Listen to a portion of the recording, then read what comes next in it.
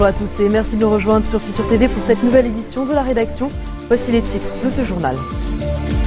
L'armée libanaise boucle le secteur de Khreib et Jendi au Akkad après la découverte de plusieurs grenades près d'un camp de réfugiés syriens, non loin d'une permanence du courant du futur.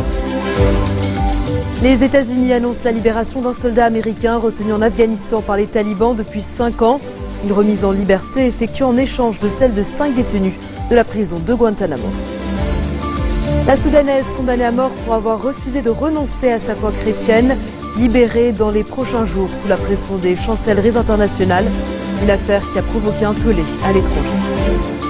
Et à suivre également dans cette édition, un Français soupçonné de la tuerie du musée juif de Bruxelles, arrêté à Marseille, des armes et des munitions retrouvées dans ses bagages. Selon des sources proches de l'enquête, il aurait été en Syrie auprès des djihadistes. Le Premier ministre Tamam Salam a réitéré son appel à l'élection d'un président de la République dans les plus brefs délais.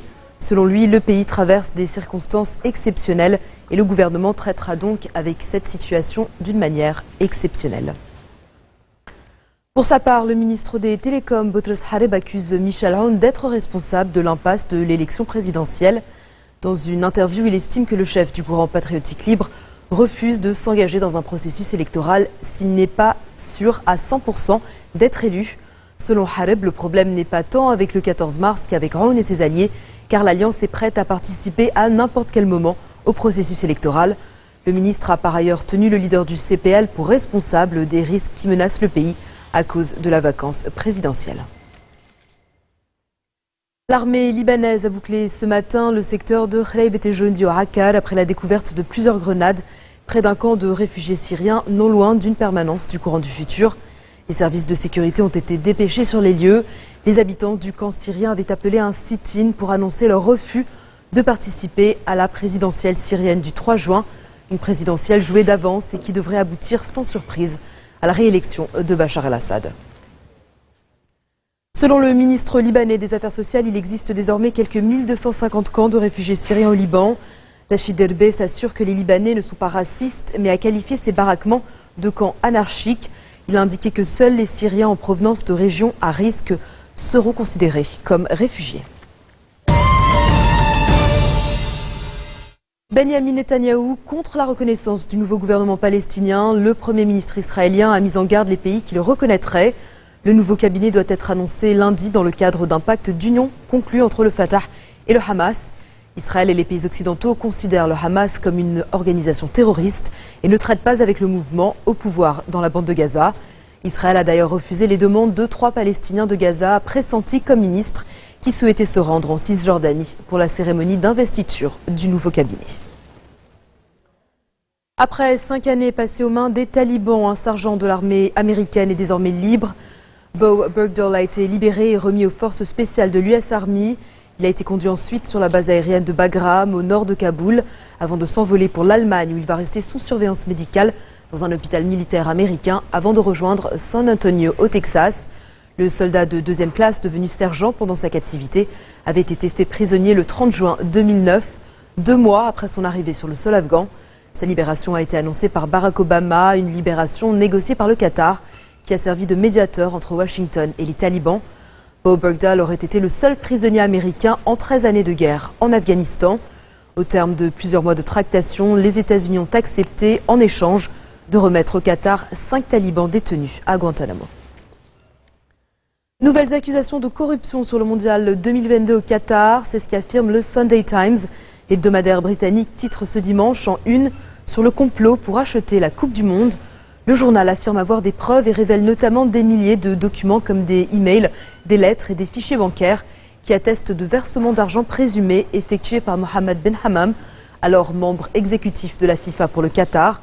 D'après ces documents, il se servait de caisses noires pour verser des espèces à des personnalités éminentes du football international pour obtenir un soutien massif à la candidature du richissime émirat.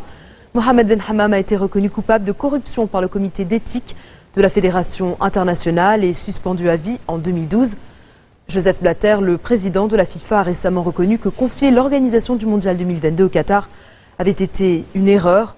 Outre la polémique sur des immigrés travaillant comme des esclaves pour bâtir les futurs stades, c'est la tenue même de la compétition par des températures records qui suscite une grogne croissante.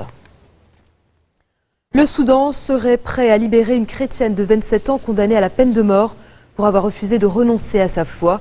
C'est pour avoir épousé un chrétien et refusé de revenir à la religion musulmane que cette Soudanaise avait été condamnée à la peine de mort et à 100 coups de fouet le 15 mai dernier. Une affaire qui a provoqué un tollé international, d'autant que la jeune femme a donné naissance cette semaine à son deuxième enfant en prison. Sous la pression des chancelleries étrangères, Khartoum se serait ravisé. Myriam Yahya Ibrahim Chag sera donc libérée dans les prochains jours. La jeune femme a été élevée par sa mère chrétienne orthodoxe. Son père musulman était absent pendant son enfance. Les juges ont estimé que son mariage avec un chrétien constituait un adultère. Les unions interconfessionnelles sont proscrites pour les musulmans au Soudan. Direction l'Iran où un homme a été exécuté pour ses liens avec l'organisation des Moudjahidines du peuple iranien, l'opposition en exil. Gholam Reza Khosravi Savajani avait été inculpé de fournir une aide financière à l'OMPI qui veut faire tomber la direction religieuse au pouvoir à Téhéran. L'organisation est considérée par le régime iranien comme un groupe terroriste. Elle a contribué au renversement du Shah d'Iran lors de la révolution islamique de 1979, mais a ensuite rompu avec les dignitaires musulmans chiites qui ont pris le pouvoir. Selon Amnesty International, la condamnation de Savajani remonte à 2010. L'association de défense des droits de l'homme avait demandé à l'Iran de ne pas l'exécuter. Dans un instant, à San Francisco, l'argent pousse dans les arbres, ou presque. Des explications après la pause.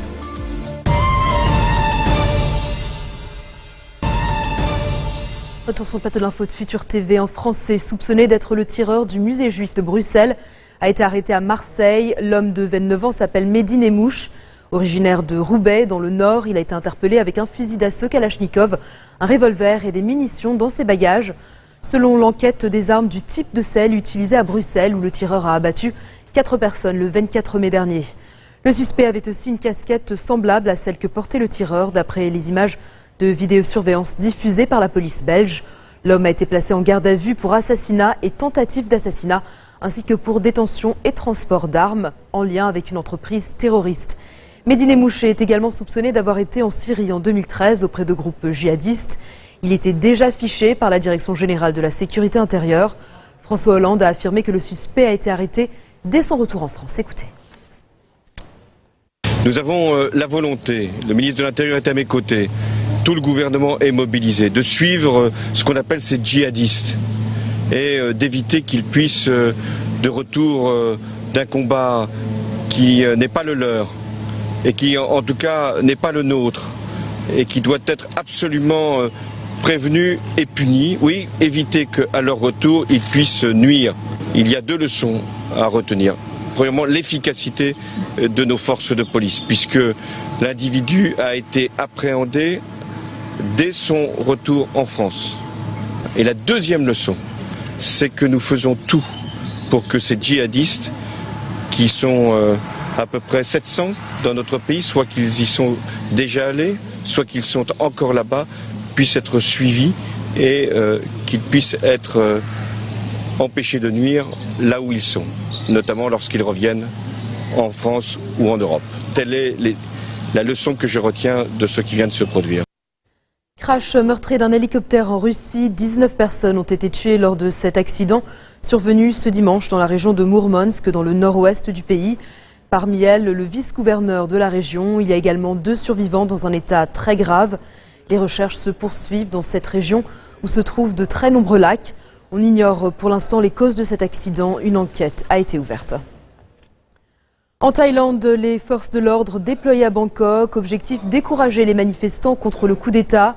Ces derniers ont menacé de rassemblements éclairs malgré les menaces de la junte. 6000 policiers et soldats quadrillent les rues de la capitale thaïlandaise et certaines artères ont été bloquées. Des centres commerciaux et des stations de métro ont également été fermés. Les opposants à la junte manifestent symboliquement en faisant un signe de la main avec 3 doigts levés, représentant la liberté, l'égalité et la fraternité. L'armée a pris le pouvoir par un coup d'État le 22 mai dernier, après 6 mois de contestation politique. Elle estime à plus d'1 an le retour à une démocratie normale.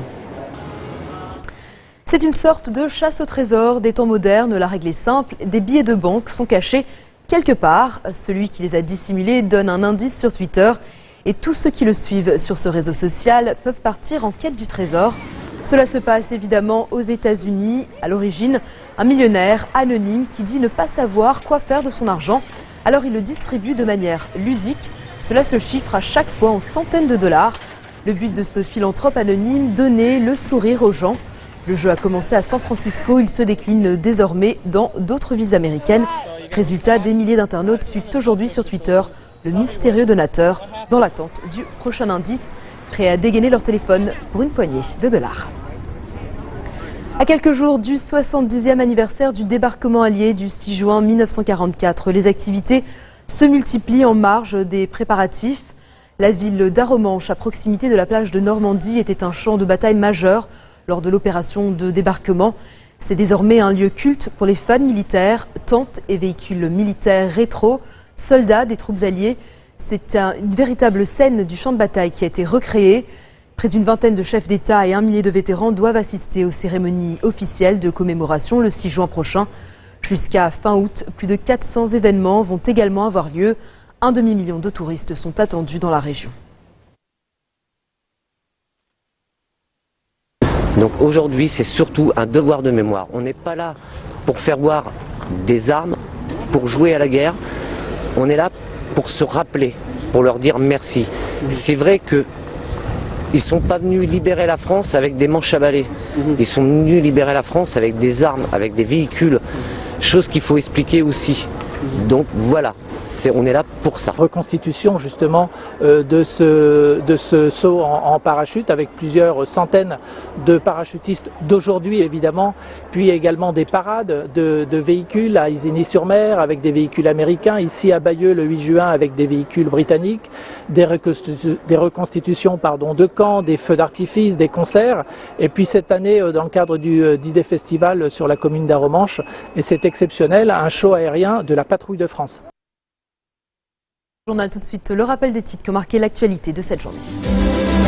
L'armée libanaise boucle le secteur de Khreib et Jendi au Akkar après la découverte de plusieurs grenades près d'un camp de réfugiés syriens, non loin d'une permanence du courant du futur. Les États-Unis annoncent la libération d'un soldat américain retenu en Afghanistan par les talibans depuis 5 ans. Une remise en liberté effectuée en échange de celle de 5 détenus de la prison de Guantanamo. La Soudanaise condamnée à mort pour avoir refusé de renoncer à sa foi chrétienne, libérée dans les prochains jours sous la pression des chancelleries internationales. Une affaire qui a provoqué un tollé à l'étranger. Et puis un Français soupçonné de la tuerie du musée juif de Bruxelles, arrêté à Marseille. Des armes et des munitions retrouvées dans ses bagages. Selon des sources proches de l'enquête, il aurait été en Syrie auprès de groupes djihadistes.